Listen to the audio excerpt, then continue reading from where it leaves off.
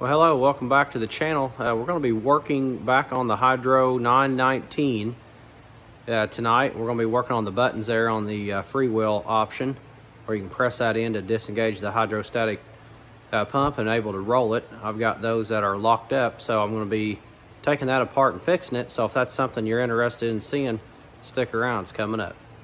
All right, so I've already got the back housing lifted up here out of the way, and you can see right here for my freewheel option, if I just push that down, then that's what would engage these two little buttons in here and allow me to move that thing. The issue is those have been pushed down for a long time prior to me getting this, and now they're kind of locked up there. So what I'm going to be doing is taking off this plate, and then we'll take off one at a time, and we'll clean those up on the inside and make sure they're good and free and moving like they should, and then we will reassemble that, and that should allow me to get fluid flowing back through my system here where I can actually move this. So let's get started. All right, so we're going to use a 3/8 12 point. Could use a socket. I just got a wrench right here. Take that one loose, and then this one down here, you'll probably have to use one on that anyway because it's kind of tight to get a socket in there.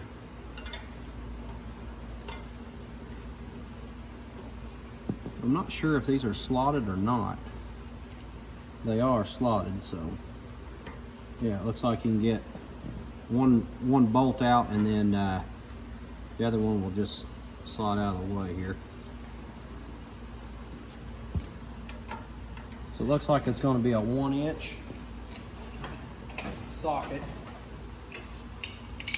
Get me an extension up here. Let's do this front one first. Make sure I keep it good and square so I don't round anything off. I've never had one of these out before, so this is new territory for me here. Doesn't look like it's too awfully sophisticated here.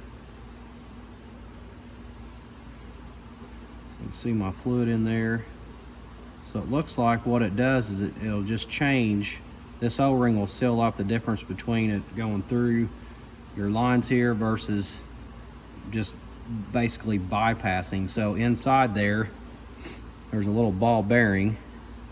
I bet you if I tap right on that, that ball bearing will come up and seal in the middle, or seal this off depending on how far it travels, and that would allow fluid to be going one way or the other. It just blocks off. Looks like that's all it does is block off. Actually, let's move over here to the bench, and we'll put that thing in the vise so we can work on it a little easier.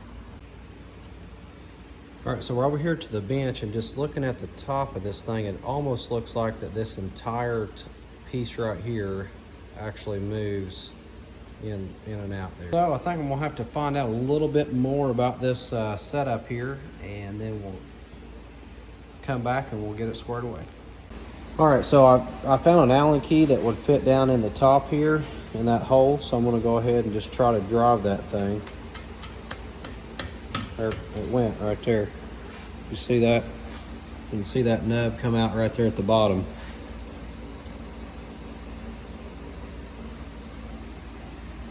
All right, so that's all it was just a spring in there, and I will soak that thing down good here and just make sure everything moves freely before I put that back in. So it looks like I mentioned earlier, so that ball was where that cavity was open when that was depressed, so that just allows it to bypass. And then with the nub down, then the ball blocks fluid through there, and that's what puts you back on your actual hydrostatic pump. So anyway, we'll go ahead and just make sure that thing's nice and free, and then we will reinstall it. All right, so here's how it should operate. You should be able to just push that, and it just comes right back up like that. So I went ahead and took the other one out as well, and I've got it over here soaking. You can see it right there. And I'm gonna let it soak for a while and then I'll work on that. But for now, let's go ahead and put this one back in to the pump. So I'm gonna spin around here. Really not much to it. We're just gonna reverse what we done last time. You can see the other one now is out. This was the front one. They're both the same size, so I'm not too worried about the location of it. So we'll just slide that back in. Now I'll get my socket back on here. Take it down hand tight, and I'm just going to snug it up. There's an O-ring on the top of that that's going to be the sealing for me. So I can feel it's pretty snug right there, and boom, that's it. All right, so I'm going to go ahead and get the other one cleaned out. I'm going to get my shop back, suck some of the junk out of the side there. I don't know if you can see it, but there's just a little bit of garb right here that may fall down in there, so I'm gonna get that cleaned up.